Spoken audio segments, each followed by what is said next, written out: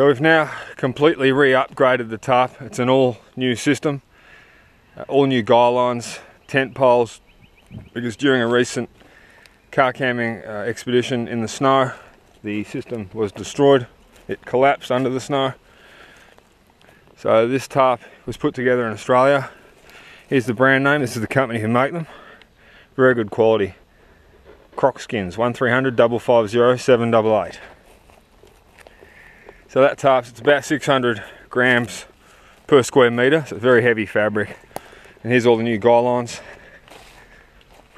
With a line lock cleat, very easy to tighten the guy lines with these line lock cleats. Step round to the front over here and show you what we've been catching this weekend. We have 5 buckets filled with yabbies. Here's one here, just trying to climb out of the bucket, or coming up for a bit of air. There he is, just hold him up so you can see.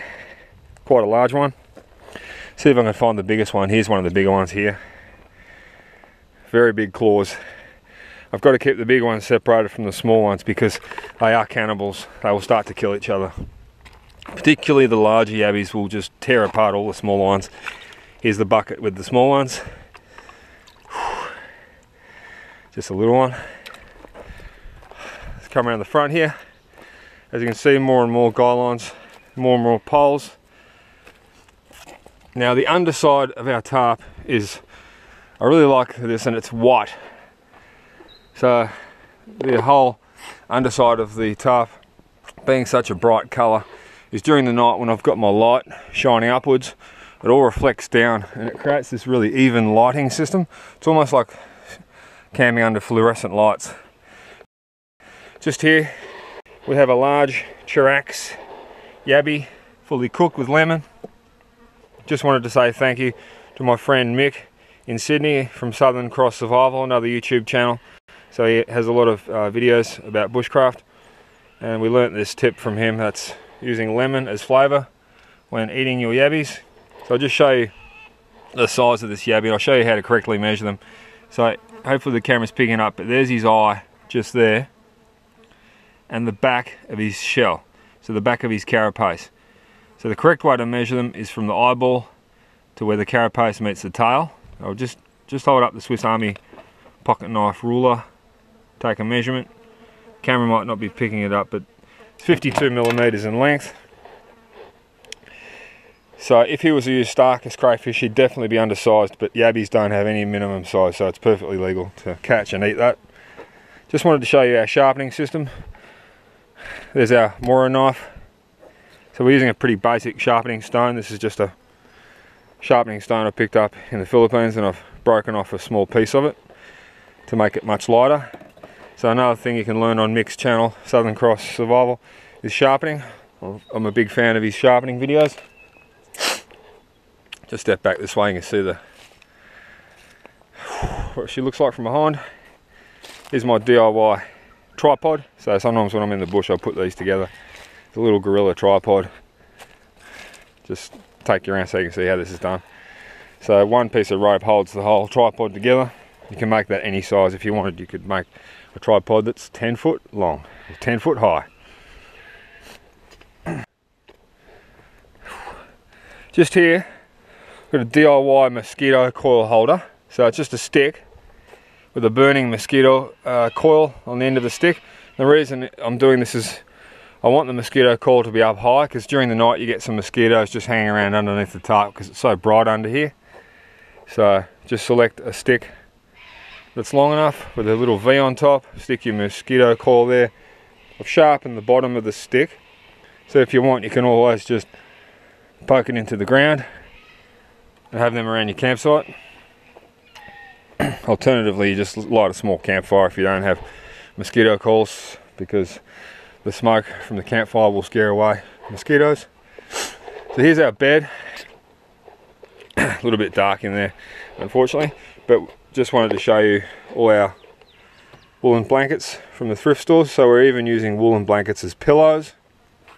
Very comfortable way to sleep, actually, once you get used to the sleeping under woolen blankets. It is a little bit itchy at first, but once you get over that, it's quite a breathable fabric. Very good for camming trips. I better show you what's developed here. You may have noticed we do have this big white pole on top, this big white tube. Just take it off. Inside the white tube have all these yoga mats, sections of yoga mat, because we keep all our tent poles, these steel tent poles, inside the white tube. So there's the white tube from behind. And because the tent poles are not the same length as the tube, they kind of move around a bit with all the yoga mats inside there. There's no chance of the poles being damaged as we go over very rough bumps, because we are in the bush driving around on dirt roads. So you just have to be careful the way you pack your equipment inside the car, because it does get a bit shaky. Just go back under into the cooking area once again. Just wanted to show you another trick we've come up with. On our MSR stove, the stove top is not really suited to small pots, so it's very difficult to get the pot to sit there. It kind of falls down, because that stove top is designed for much larger pots. So I've got this piece of like chicken wire type mesh. I just keep that in the car so that I can have any size pot on there. So that's a tiny little 250ml cup, so otherwise it would be impossible to have that sitting in the middle. But with the mesh there, it just sits neatly in the middle. Last thing I wanted to show you before we wrap this up, just a simple knot I use to tie all these guy lines down. So we're just going to take the tripod over this way, just around the front of the car. Just wanted to show you how we tie on the guy line onto this bracken tree. So I've just taken the rope off for the demonstration. So I look for this spot where all the branches are meeting. So this part of the tree branch or the tree trunk will act as a rope stopper. So start off just over the branch once, and then this time, firstly, I twist it over.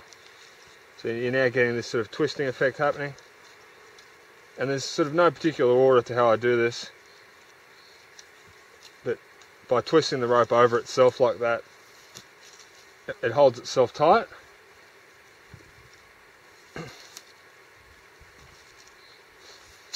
So it's not really a knot, it's just a way of just wrapping onto the bracken tree, and you can just finish it off. So that's very strong. The breaking strength of these bracken trees is quite high. There's still quite a bit of slack in the rope, but because I have the line lock cleat, all I do now is just pull that down and it's nice and tight. Just poke the camera back down at the bracken tree. There's the knot on the bracken tree branch. I'll just pull that. It really is quite strong. Very strong breaking strength.